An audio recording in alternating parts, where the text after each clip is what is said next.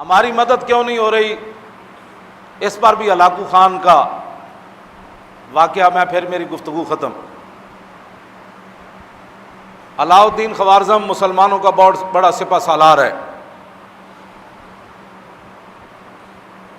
وہ لاکھوں کی فوج لے کر ہلاکو خان کے مقابلے میں گیا۔ عین جب لڑائی کا موقع آیا تو علاؤ الدین خوارزم نے اپنی فوج کو واپس بھیج دیا اور خود بھی واپس پلٹ آیا کہ ہم نے نہیں لڑنا ہلاکو خان سے۔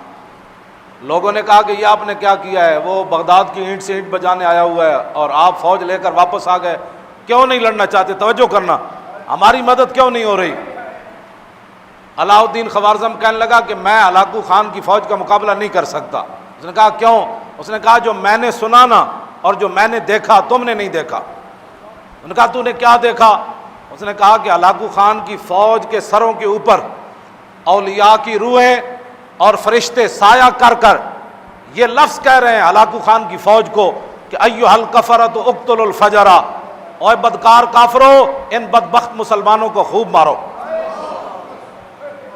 نے کہا جب اللہ کی مدد ہی ہمارے ساتھ نہیں ہے، فرشتے بھی اللہ کے یہی کہہ رہے ہیں ان بدبختوں کو مارو۔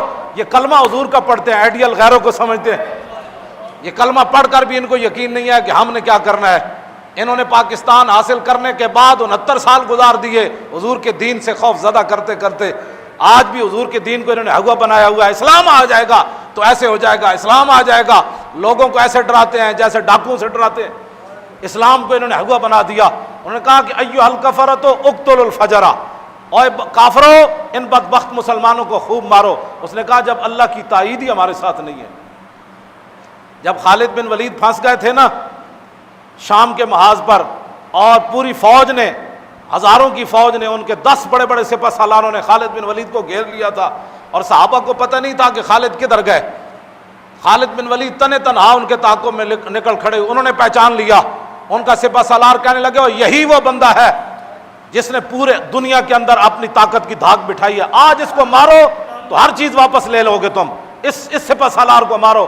خالد بن ولید فرمانے لگے مجھے موت سامنے اس دن نظر آ گئی، میں اپنے گھوڑے سے نیچے اتر آیا، ہزاروں کی فوج کے میں گھر گیا، ان کے سپہ سالار آ گئے۔ آپ فرماتے ہیں کہ ہاتھیوں کی طرح ان کے سپہ سالار تھے جنہوں نے مجھے گھیرا۔ جب خالد بن ولید، اس صحابہ کو پتہ ہی نہیں ہے خالد بن ولید کدھر گئے، تنے تنہا ان کے پیچھے بھاگ کھڑے ہوئے۔ جب یہ صورتحال بن گئی تو تھوڑی دیر کے بعد انہوں نے کہا کہ خالد آج نہیں بچ سکتا۔ تھوڑی دیر کے بعد پیچھے سے جناب آواز آ گئی، خالد بن ولید کے پیچھے حضرت کاکا آ رہے ہیں، حضرت مثنیٰ آ رہے ہیں، حضرت شرحبیل آ رہے ہیں، بڑے بڑے جرنیل صحابہ پیچھے سے گھوڑے دوڑاتے ہوئے آ گئے۔ کافروں کے اندر تھر تھلی مچ گئی۔ انہوں نے کہا کہ یہ کیا بنا ہے؟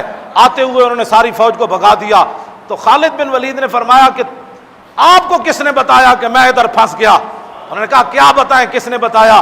جب ہم جنگ ادھر بیٹھے ہوئے تھے تو آواز ہوا سے گزرتے ہوئے فرشتوں نے کہا تم ادھر بیٹھے ہو، خالد پھنس گیا۔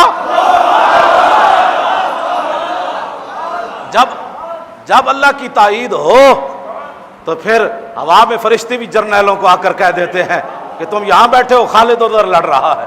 اور جب اللہ کی تائید ہی نہ ہو اور مسلمان گھر میں بیٹھے اسلام کے خلاف باتیں کرتے ہوں